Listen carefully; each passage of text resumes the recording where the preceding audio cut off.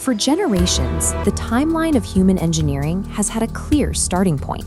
The Egyptian pyramids represent the accepted standard for when our ancestors first mastered monumental construction. If you go back thousands of years earlier to the peak of the last ice age, the archaeological consensus changes.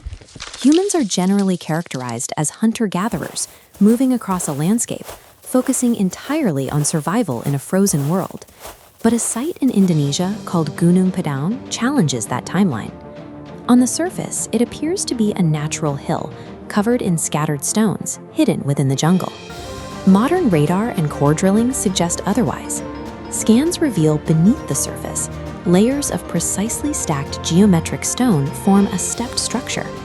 Geologist Danny Hillman's analysis of the deepest section, Unit 3, places its origin at 27,000 years ago, during the last ice age. This data aligns with the research of Graham Hancock. He proposes that sophisticated groups occupied the glacial period, but were eventually erased by the massive floods that followed the melting of the ice sheets. Whether these deep layers are natural or man-made, Gunung Padang poses a fundamental question. Have we underestimated early human capabilities in extreme environments? We find similar persistence in a completely different type of hostile environment. 2,000 years ago, the Nabatean kingdom established a thriving center in an exceptionally arid desert. They established the city of Petra by carving massive facades directly into the sandstone canyon walls. The Al-Khazne treasury demonstrates the precision of their rock cutting on a massive scale. Recently, a team for the show Expedition Unknown used ground-penetrating radar to scan the area directly in front of this famous treasury. They detected shapes that matched the signature of unknown underground chambers. Excavations revealed a completely intact tomb. Inside were 12 human skeletons and various artifacts, including a ceramic chalice resting in the arms of one of the individuals. Because most tombs in Petra were emptied by looters centuries ago, this undisturbed site is uniquely valuable.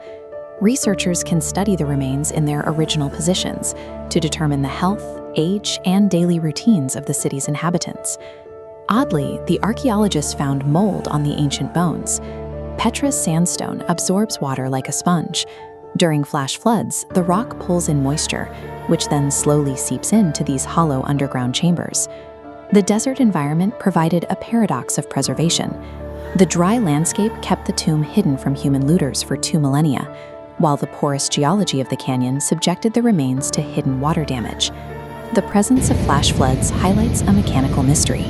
Natural, reliable water is scarce in these dry canyons. Yet, at its peak, Petra supported a population of around 30,000 people. The Nabateans survived by constructing an advanced civil plumbing system. They carved a network of channels and pipes directly into the cliff faces to transport water from distant springs. The system filtered the water as it traveled into settling basins. Here, dirt and sand sank to the bottom. From there, clear water poured into massive storage reservoirs, built with thick stone walls to keep the supply cool against the desert heat. They also built specialized dams throughout the narrow valleys. When flash floods rushed down the mountainsides, these dams redirected the surges directly into their municipal storage tanks.